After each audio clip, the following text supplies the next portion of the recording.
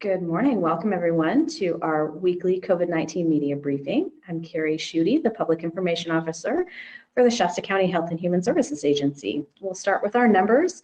As of yesterday, we've had 10,753 confirmed cases, including 53 from Sunday and Monday.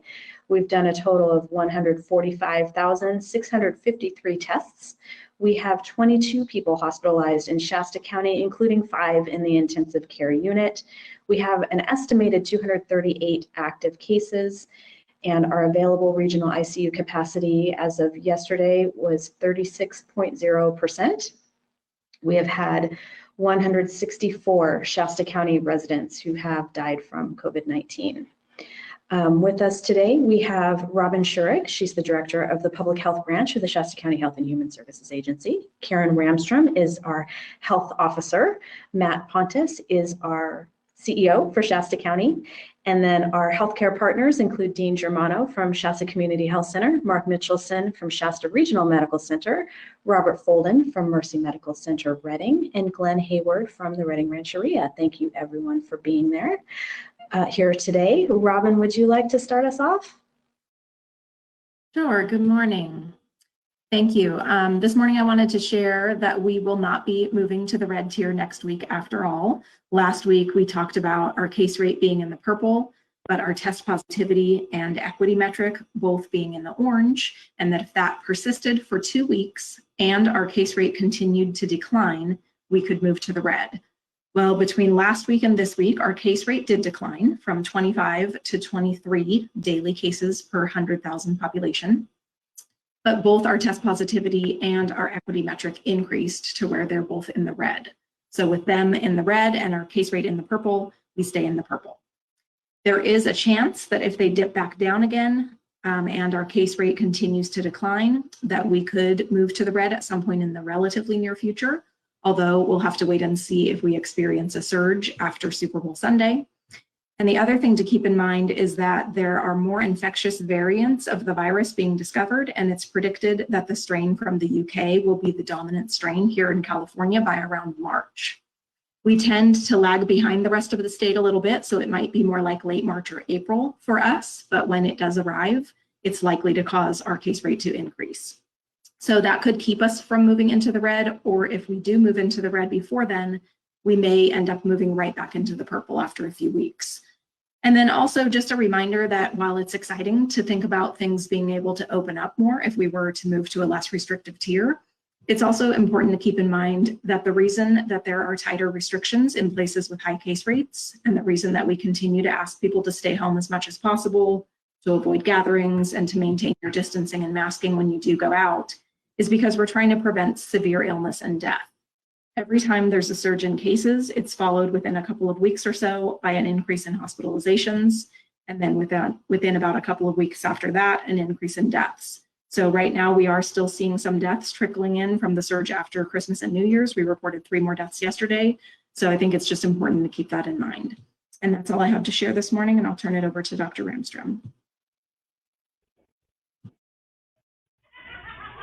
Morning, everybody. So I just thought I'd just provide a brief update today on our allocations of our vaccine, a COVID-19 vaccine in Shasta County, including the Pfizer and Moderna. So to date, we've received 15,850 doses and, continue to have a limited supply coming in every week. So we push out what we receive to our vaccine providers. And so of those, 13,450 doses have been used or will be used this week by our vaccine providers.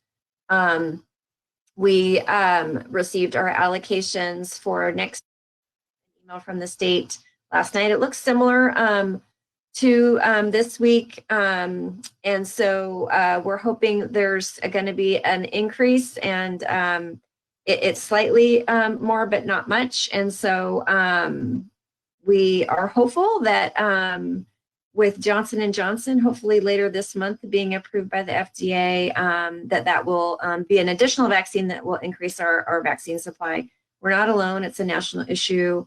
And continuing to try and vaccinate those who are most vulnerable. Just a reminder, we're still working on and vaccinating healthcare personnel. That was phase 1A. and really focused on individuals 75 and older, but are in some studies moving to 65 and older with underlying health conditions. And we're also taking steps to start vaccinating our education staff. So all of that's in the works as vaccine supply allow. Happy to answer questions.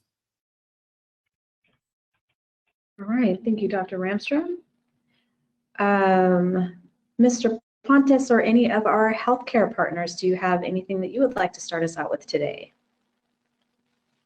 Nothing to add today. Thank you. Okay. I probably have lots that I should talk about. So we did our first mass vaccination clinic on Friday with our Dignity Health patients, and that went very well. We vaccinated a little over 1,200 patients, and we made a decision Friday morning to also use the remainder of the vaccine that we had in our supply, or I should say a portion of it, to vaccinate some of the county. So many of our community members who were on a waiting list, I believe the initial list was about 2,000 people, we sent invites to, and these are folks that may have signed up ahead of time. They may have not been able to get a vaccine at another time. So they were scheduled for Saturday, and as Saturday came, the clinic felt like it was working like clockwork. We entered a lull, and we made a decision to open the clinic up to some more people. And I have to acknowledge that we made what was kind of an honest tactical mistake, and that in the spirit of opening to a slightly larger pool of patients in that list, we also included a few other categories that got us ahead of the schedule. And as a result of the message that went out, we had probably somewhere between 500 and 600 patients approach the college campus at the same time. It created a huge backlog. It filled the parking lots. It filled the perimeter roadway such that folks were out on Old Oregon Trail. And at that point, RPD got involved. We had to kind of close the gate for a period of time. And I think there was just some honest communication errors that happened that should not have happened. So I'm sorry for those folks who were actively turned away. We should have done better communicating the right message, and the better message would have been, because of the influx that we created, it would have been better to have folks come back, maybe in 2 hours, because clearly once we got that backlog cleared, took us about 2 hours, we were back to functioning like clockwork.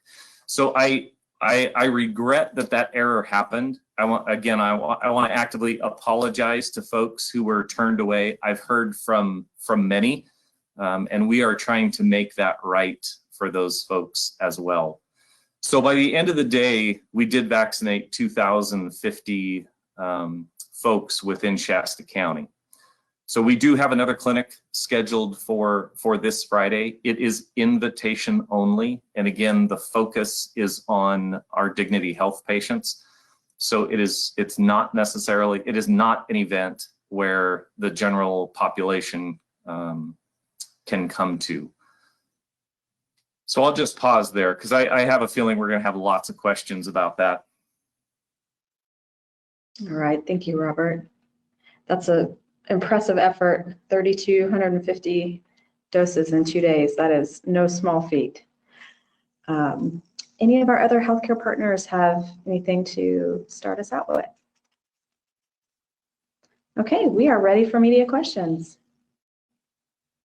Well, I think, Robert, you did a great job already kind of answering what happened. That was the question, I think, on a lot of people's mind, is what happened on Saturday. So that was well done.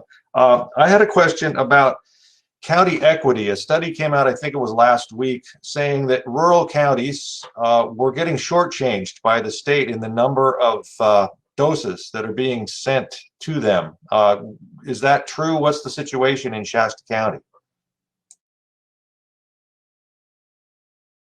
Yeah, we get that question a lot too, and perhaps that's something we should have our epidemiologist double check. But we The state shares the data that they're using to make these decisions. They share that data with us. And, you know, I think this is in part just because we have such limited supply. We all just want to make sure we have our fair share. And I think smaller counties are getting smaller allocations because they have smaller populations. I will say that it's important to know that the proportion that we are allocated is based on the population of the group that is the priority group at the time. And so, for example, early on, it was based on our healthcare personnel.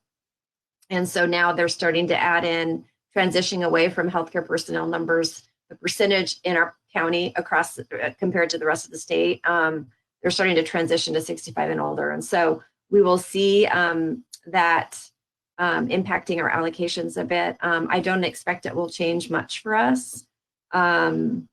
We've had the same question, Mike, and all I can tell you is that we've looked at the data that the state puts out based on their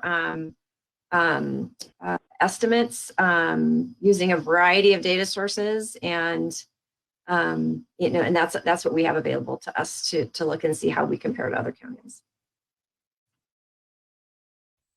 Are you able to advocate? Are you pounding your virtual shoe on the table?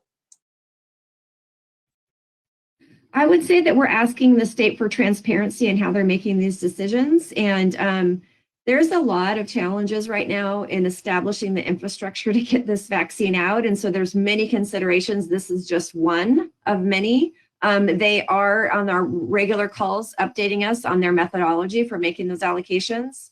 Do we see their exact numbers and calculations? No, but they share with us the databases and how their overall methods. So that's what I can tell you. And we definitely advocate for ourselves when we have concerns or we have you know, feedback on the systems that are impacting our ability to get enough vaccine and get the vaccine out every day. I would say yes, absolutely, we're advocating.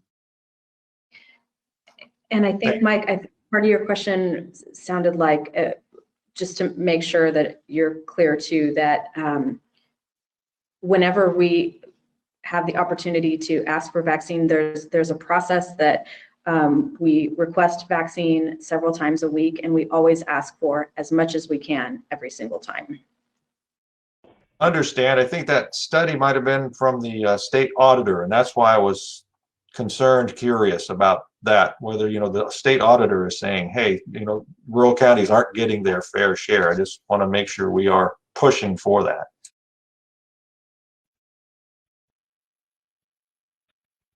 Can I just add that does public health validate the numbers that the state is using when they put those formulas together on their own?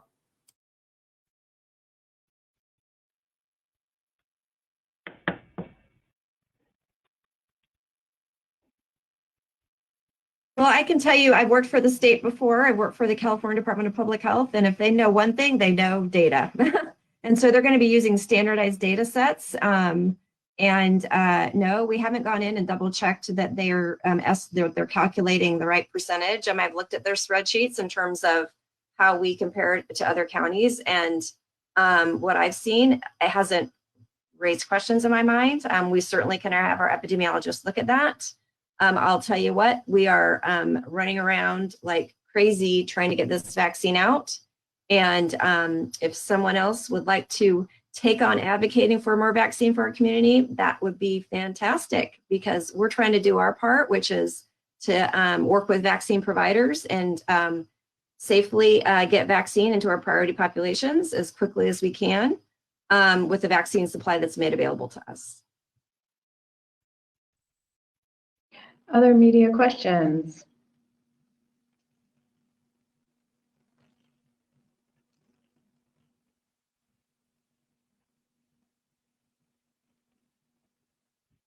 Okay, I see Steve and Donnie and Jessica. None of you have anything this morning? Okay, oh, there's Jessica. Okay, go ahead. No, I was just going to say again, thank you for keeping us up to date throughout the week too. I just wanted to mention that you guys always respond very quickly when we have questions and throughout the week. And I was just going to say I appreciate that. Thank you. That's very kind of you to say. A reminder to keep an eye on shastaready.org. That page does change frequently and get updated often. We do have our clinic this weekend for people who were vaccinated at the public health clinic that was on Saturday, January 16th. The details for when to show up, we've got it broken down by last name to try and make it as smooth and seamless as possible. So if you were one of those people, that is the place to get your second dose. Hearing no other questions, I will thank you all again for being here, and we will see you again next week. Have a great afternoon.